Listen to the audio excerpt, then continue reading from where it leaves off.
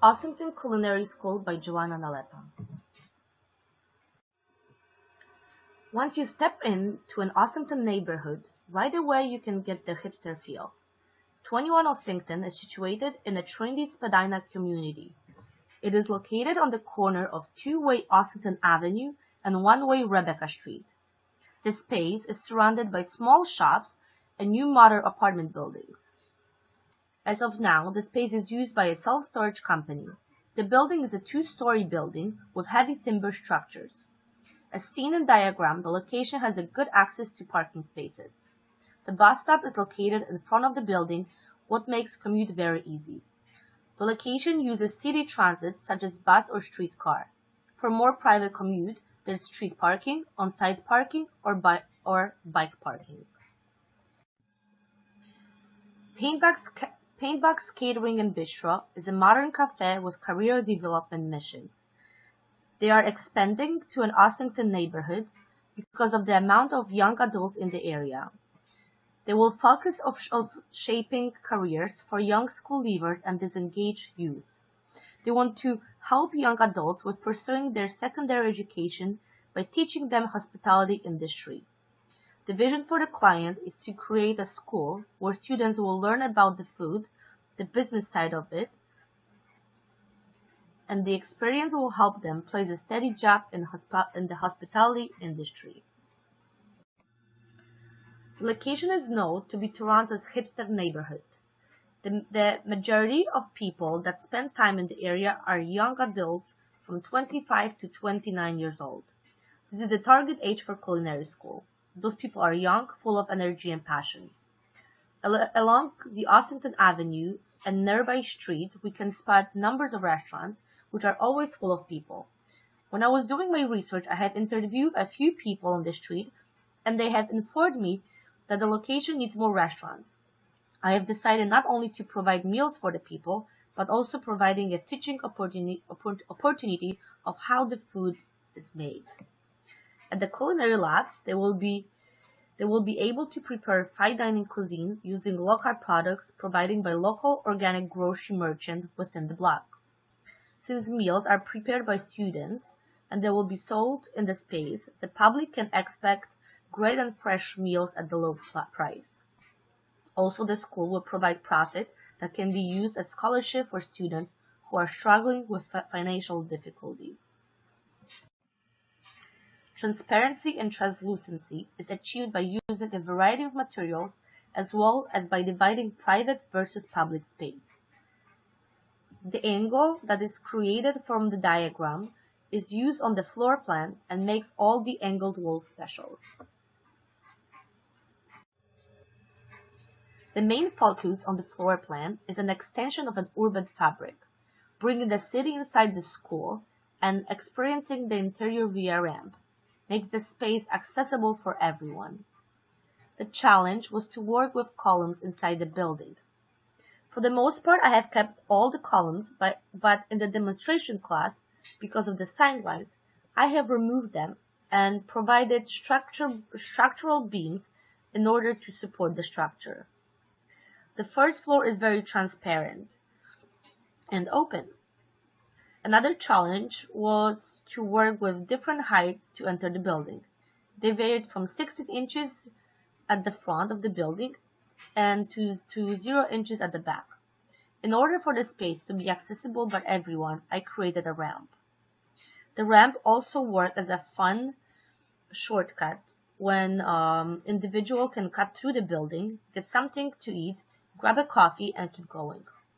People can also buy meals and coffee from the street windows. On the first floor, we have an admission office, cafe, demonstration class, and common space.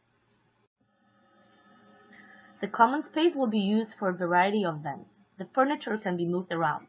Since the space is 21 inches lower than the main floor, and the ramp provides an additional 21 inches in height, we can use the space to store furniture under the ramp.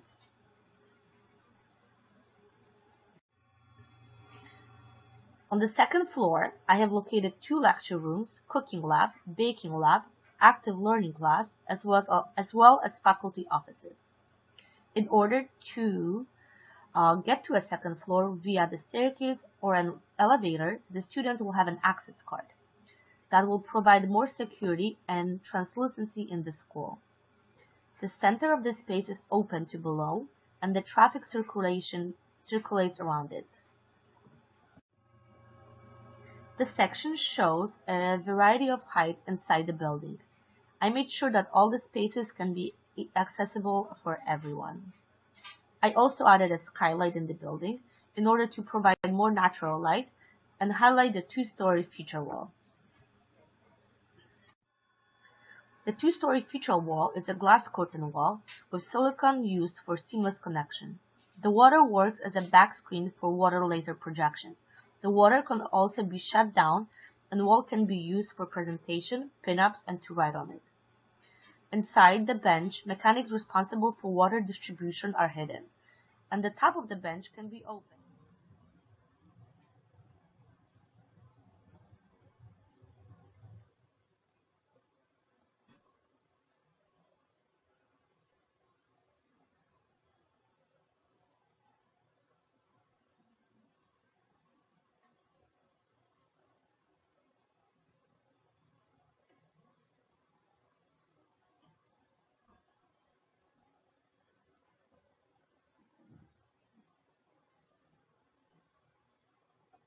Inside the bench, mechanics responsible for water distribution are hidden, and the top of the bench can be open, which provides easy access for maintenance.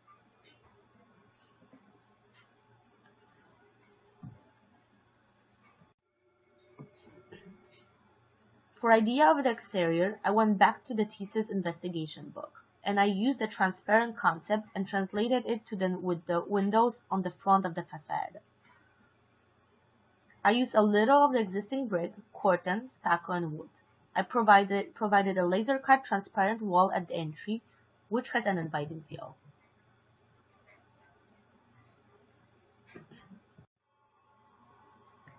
In an admission space, I carried on the curtain material to a branding wall, which worked well as a divider between the spaces. I contrasted that with a blue color to bring the energy and youthful to the space.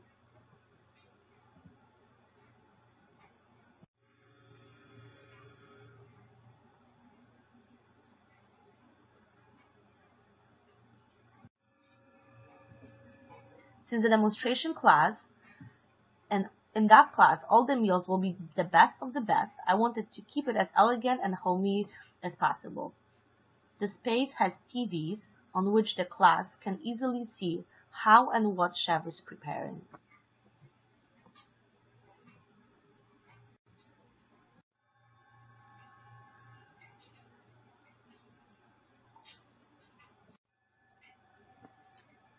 The common space is open and airy. The water wall projection is a focal point of the space.